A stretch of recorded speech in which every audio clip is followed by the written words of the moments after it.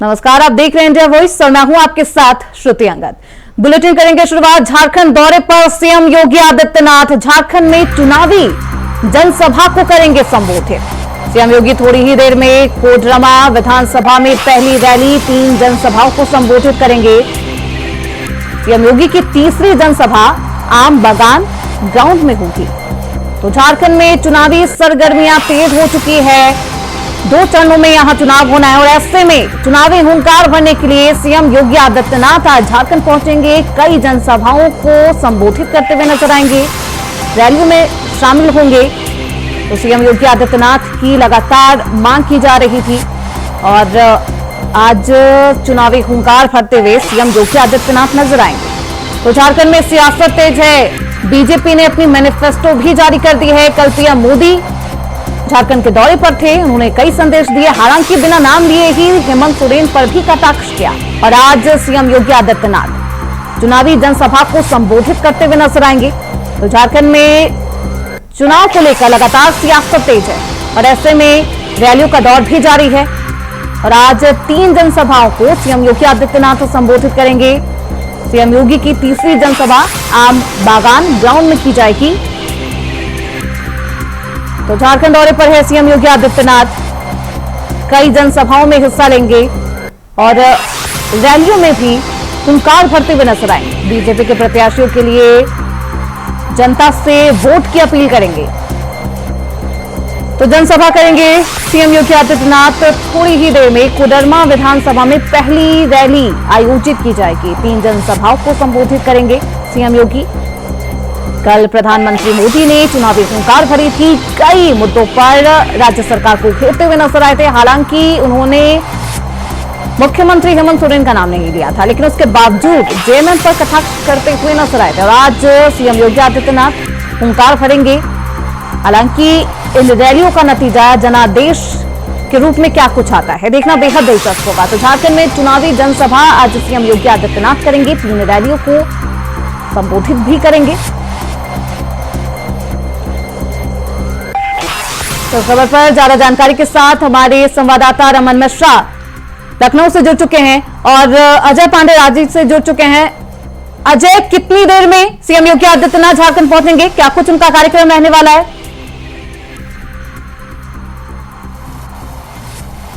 निश्चित रूप से अब योगीनाथ के लिए लगातार जो बीजेपी के प्रत्याशियों की डिमांड रही है, चुनाव प्रबंधन की समिति की बैठक में जो बात हुई है और योगी आदित्यनाथ की जो है हिंदी पट्टी वाली क्षेत्र जो सामान्य सीटी वाली क्षेत्र में डिमांड काफी थी।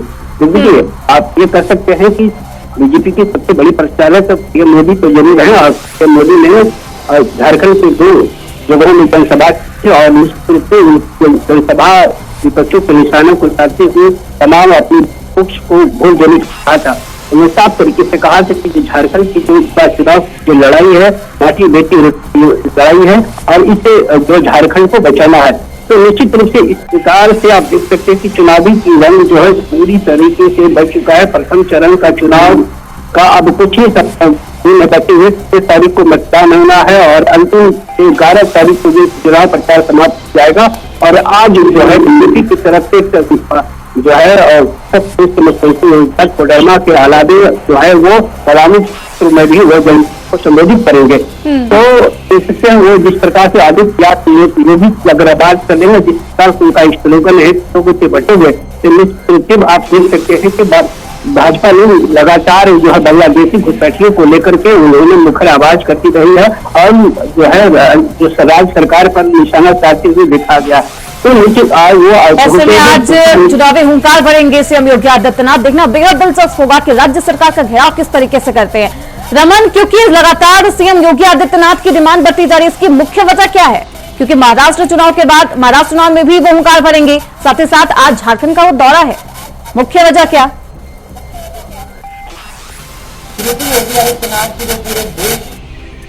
जितने भी राज्यों में चुनाव होते हैं वहां पर योगी आदित्यनाथ को भारतीय जनता पार्टी स्टार प्रचारक के तौर पर उतारती है। उसकी साफ वजह है कि योगी आदित्यनाथ इस समय भारतीय जनता पार्टी में सबसे बड़े हिंदुत्व के फायर ब्रांड चेहरे हैं। और ऐसे में योगी आदित्यनाथ जहां पर जाते हैं वहां पर जो हिंदू जो तबका है वो कहीं ना कहीं भारतीय जनता पार्टी की तरफ लामबंद होता है, जिसका फायदा सीधा भाजपा के वहां प्रत्याशियों को मिलता है।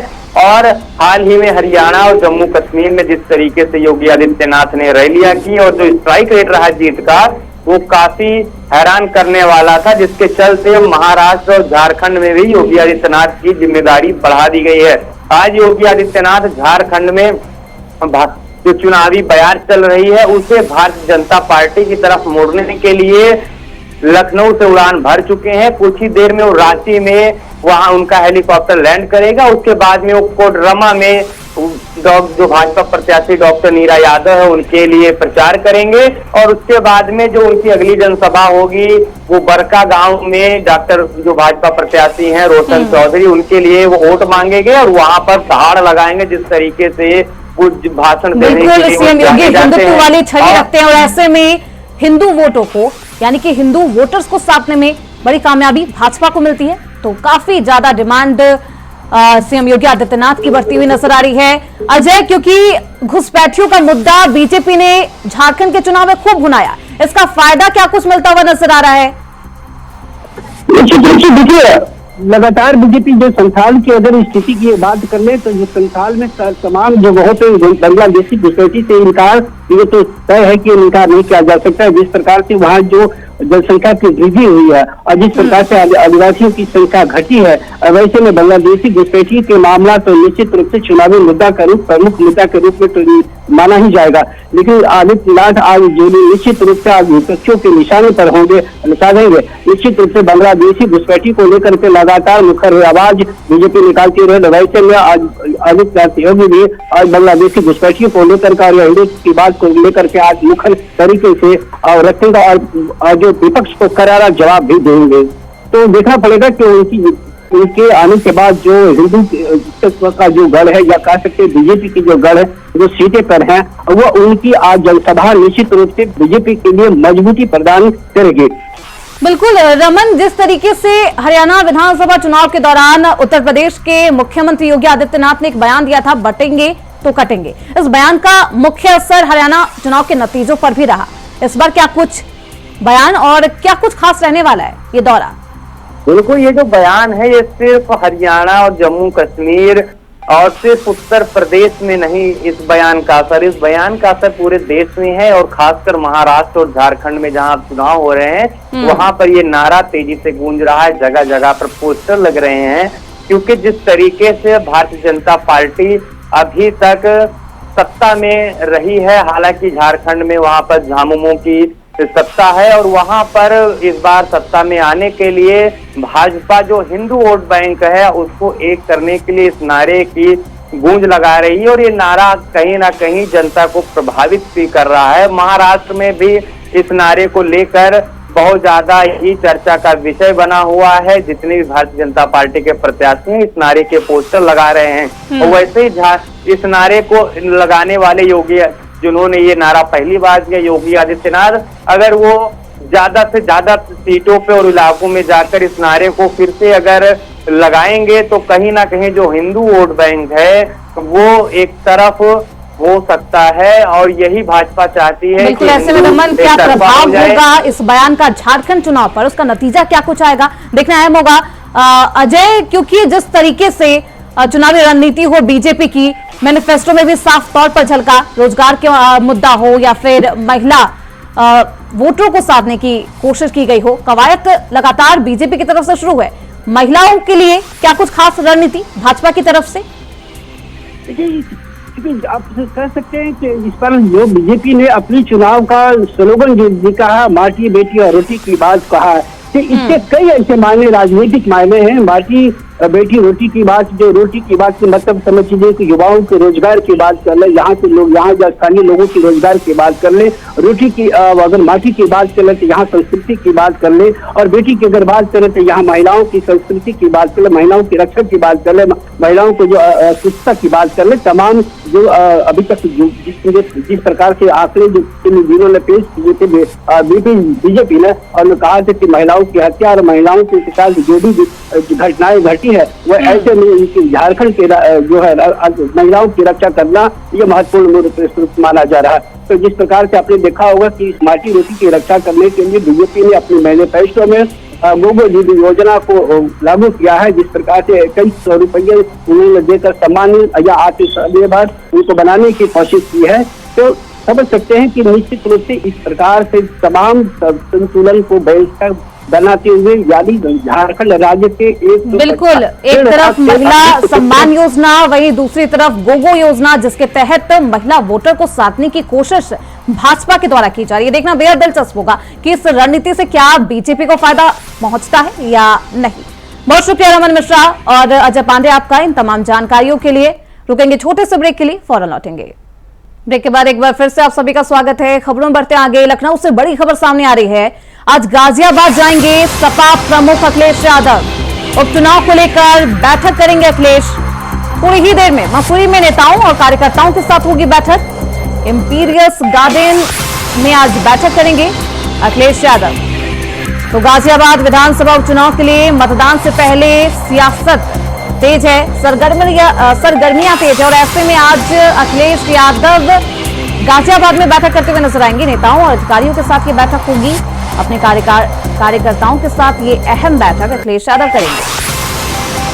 थोड़ी ही देर में अखिलेश यादव गाजियाबाद पहुंचेंगे और चुनावी हुंकार, चुनावी मंत्र अपने नेताओं और कार्यकर्ताओं को देते हुए नजर आएंगे। गाजियाबाद वो सीट है जहां बीजेपी का दबदबा माना जाता है और ऐसे में आज बीजेपी के किले को भेदने के लिए सपा प्रमुख अखिलेश यादव मंत्र देते हुए अपने नेताओं और कार्यकर्ताओं को नजर आएंगे। इससे पहले सोमवार को यानी कि कल भूपेंद्र चौधरी ने भी यहां पर चुनावी हुंकार भरी थी, अपने नेताओं और कार्यकर्ताओं से मुलाकात की थी। गाजियाबाद सीट बीजेपी के लिए बेहद अहम मानी जाती है और ये इस सीट पर हमेशा ही भाजपा का दबदबा रहा और ऐसे में उपचुनाव को लेकर अखिलेश यादव गाजियाबाद पहुंचेंगे, बैठक करते हुए नजर आएंगे। अपने कार्यकर्ताओं नेताओं को चुनावी जीत को लेकर एक मंत्र भी देते हुए नजर आएंगे। तो जीत का मंत्र क्या कुछ होगा और क्या बीजेपी के इस किले को भेद पाएगी समाजवादी पार्टी, देखना बेहद दिलचस्प होगा। तो उपचुनाव को लेकर लगातार सियासत तेज है और दौरे का दौर भी जारी है। आज सपा प्रमुख अखिलेश यादव गाजियाबाद के दौरे पर होंगे। कार्यकर्ताओं और नेताओं के साथ बैठक की जाएगी। तो चुनाव को लेकर यह बैठक की जाएगी। थोड़ी ही देर में मसूरी में नेताओं और कार्यकर्ताओं के साथ अहम बैठक की जाएगी।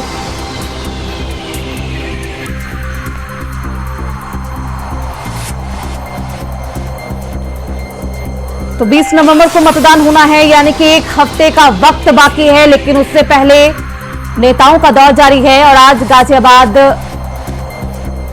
को किस तरीके से फतह किया जाए इसको लेकर अखिलेश यादव आज बैठक करते हुए गाजियाबाद में नजर आएंगे।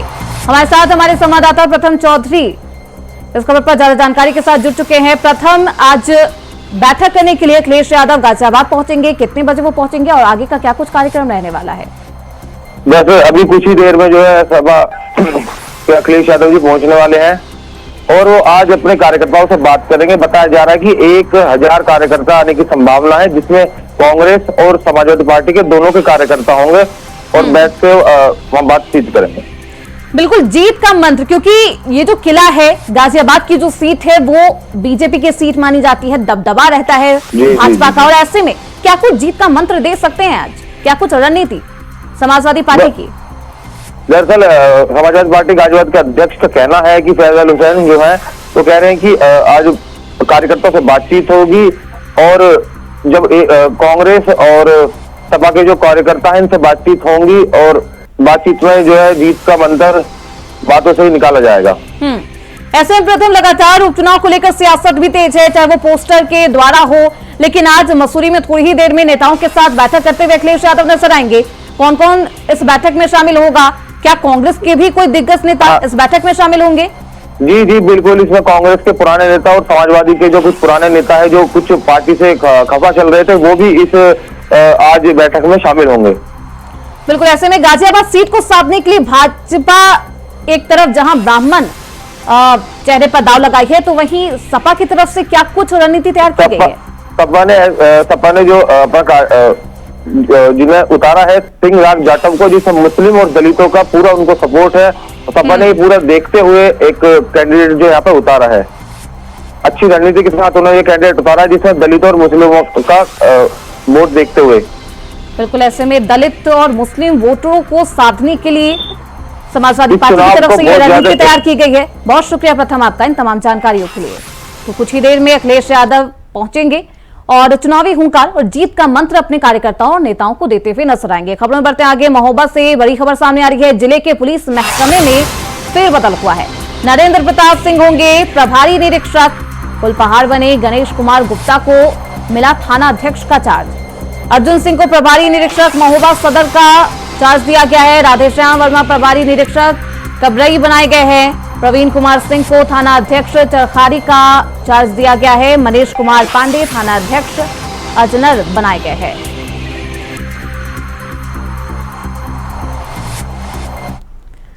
वहीं रुदौली नगर पालिका के नयागंज से एहार मोड़ तक सड़क के दोनों तरफ की कई इंटरलॉकिंग रातों रात ईंट उखाड़कर गायब कर दी गई। स्थानीय लोगों का जब इसका विरोध किया तो उन्हें नई सड़क बनाने का हवाला भी देकर चुप करा दिया गया है। लोगों को लगा है कि नई सड़क बन रही है और वे इंतजार करने लगे। इस बात को लगभग 1 महीने बीत चले हैं। बताया जा रहा है कि गायब हुई इंटरलॉकिंग की ईंट अच्छी हालत में थी।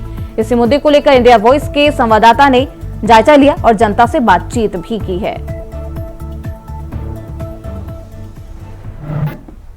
तो रुदौली के नयागंज पुलिस चौकी से लेकर के डॉक्टर एजे तक की जो है सड़क का निर्माण कार्य आधा अधूरा चल रहा है और यहाँ पे जो इंटरलॉकिंग नगर पालिका द्वारा फुटपाथ बनवाया गया था उसके इंटरलॉकिंग भी रातों रात निकाल करके जो है वो अलग जगह पे रखवा दिया गया है। और यहाँ पे कुछ इंटरलॉकिंग जो है बची हुई है। देख सकते हैं कि नगर पालिका के द्वारा जो है लगाई गई इंटरलॉकिंग थी और इसे ये फुटपाथ थी जो फुटपाथ होकर के जाया करती थी। और यहाँ के जो वार्ड के सभासद हैं उनसे भी यहाँ पे हम बात करेंगे कि ये इंटरलॉकिंग जो उखाड़ी जा रही है ये किस तरीके की इंटरलॉकिंग थी, इसको उखाड़ ले गए हैं। ये नगर पालिका की लगाई हुई इंटरलॉकिंग थी। लगभग 5 साल पहले पूर्व चेयरमैन ने लगवाया था, 7 साल पहले। और ये जब सड़क का खुदाई शुरू की तो इन्होंने किनारे की जितनी भी इंटरलॉकिंग यहाँ से वहां तक लगी हुई थी आखिरी छोर तक, वो सारी इंटरलॉकिंग लोग उखाड़ के लेकर चले गए। कोई बताना या कोई लिखित में आप लोगों को दिया? मैंने ठेकेदार से पूछा भैया ये क्यों ले जा रहे हो, तो कहीं वहां आगे रोड पे लगाएंगे, यहाँ नहीं लगाएंगे। तो हमने कहा नगर पालिका को सूचना तो कर देते आप। फिर उन्होंने कुछ बोला नहीं, उसके बाद चले गए गाड़ी स्टार्ट करके। इस मामले की जानकारी आपने? जब हम घर पे थे ही नहीं, दूसरे दिन जब हम घर आए तो पता लगा कि यहाँ की इंटरलॉकिंग उखड़ रही है। तो मैंने ठेकेदार को मतलब फोन मिलाया रजनीश को, तो उन्होंने कहा ये इंटरलॉकिंग यहाँ से निकाल करके हम आगे ले जा करके लगाएंगे। ठेकेदार इतना बेकार है कि शासन को, सरकार को बदनाम कर रहा है। इसके पहले भी रोड कम से कम 1.5 साल 2 साल लटका कर इन्होंने बनाया यार मार्ग, और आज वही हाल फिर कर रहा है कि नयागंज को खोद कर चले गए। ठेकेदार देखने वाले नहीं है, सरकार को बदनाम कर रहे हैं। ये इंटरलॉकिंग जो खोदी गई इसकी जानकारी आपने ईओ को या चेयरमैन को दी? जी हाँ, चेयरमैन से फोन पे बात हुई थी। क्या उन्होंने कहा? चेयरमैन ने उनसे बात किया तो चेयरमैन से जो उनकी वार्ता हुई उसकी वजह से हमें जानकारी नहीं, हमने चेयरमैन को अवगत करा दिया था। क्या नाम पड़ता? जी क्या नाम पड़ता? उमा शंकर। यहाँ पे जो वार्ड के सभासद है उमा शंकर, उनका कहना है कि जो नगर पालिका द्वारा लगी हुई इंटरलॉकिंग को उखाड़ा जा रहा था इसकी जानकारी फोन के माध्यम से नगर पालिका चेयरमैन जब्बार अली को दी गई थी। और लेकिन ये हद की बात है कि जो सड़क बन रही है उसके ठेकेदार द्वारा जो है लाखों रुपए की जो है इंटरलॉकिंग उखाड़ ली जाती है और इसकी सूचना भी नगर पालिका प्रशासन को नहीं दी जाती। ये भारी लापरवाही देखने को मिल रही थी। जबकि अभी हाल ही में जो है पुरानी इंटरलॉकिंग को उखाड़ने वाले जो ठेकेदार ने नई सड़क का निर्माण कराया था तो उनके खिलाफ यहाँ पे सख्त कार्रवाई भी हुई है। ईओ के द्वारा नोटिस भी जारी कर दी गई थी। लेकिन अब ये देखने वाला होगा जो ये लगभग आधा किलोमीटर के 300 मीटर के करीब में जो है ये जो इंटरलॉकिंग की सड़कें उखाड़ी गई हैं उन ठेकेदार के खिलाफ क्या कार्रवाई होती है कि ये इंटरलॉकिंग आखिर गई तो गई कहाँ। जबकि इस पे जो है फुटपाथ नगर पालिका द्वारा बनवाया गया था। यहाँ पे कुछ और भी लोग उनसे भी हम बात करते हैं। क्या कहेंगे, इंटरलॉकिंग लगी थी, कहाँ चली गई? साहब टाली से लाल लगेगे। कब उखड़ी थी? दिवाली से पहले। पूछे नहीं आप लोग कहाँ ले जा रहे हो? नहीं, कुछ बताइए नहीं तो आपको क्यों ले गए कुछ नहीं पता? हमको नहीं पता। क्या नाम है? सिद्धार्थन। यहाँ पे जो सुदर्शन है उनका भी यहाँ पे कहना है कि दीपावली के पूर्व में जो है टाली ऊंट के द्वारा लाद करके जो है इंटरलॉकिंग की सड़कों को लेकर के कहीं गुप्त स्थान पे रखवा दिया गया। कुछ इंटरलॉकिंग की ईंट बची हुई है। अब ये देखने वाला हुआ नगर पालिका प्रशासन क्या कार्रवाई करता है। सहयोगी रमेश पांडे के साथ विनय मिश्रा, इंडिया वॉइस, अयोध्या।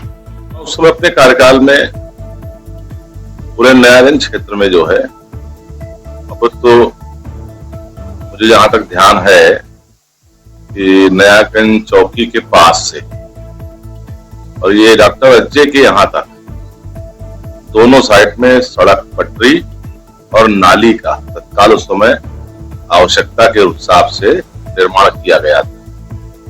और जहां तक लागत का सवाल है तो कमोबेश हमें लगता है कि ये इतनी बड़ी सड़क थी तो लगभग 15 से 20 लाख रुपए की लागत की तो होनी चाहिए थी। अब इतना तो लगभग रहा ही रहा होगा। उस समय सड़क बहुत सुंदर बनी हुई थी, लेकिन हम देख रहे हैं इस समय कि नगर पालिका परिषद क्षेत्र में बहुतायात सड़कों पर जो सड़कें व्यवस्थित बनी है उसको उखाड़ करके और धन का दुरुपयोग किया जा रहा है। फिलहाल इसी के साथ इस बुलेटिन में बस इतना ही। देखते रहिए इंडिया वॉइस।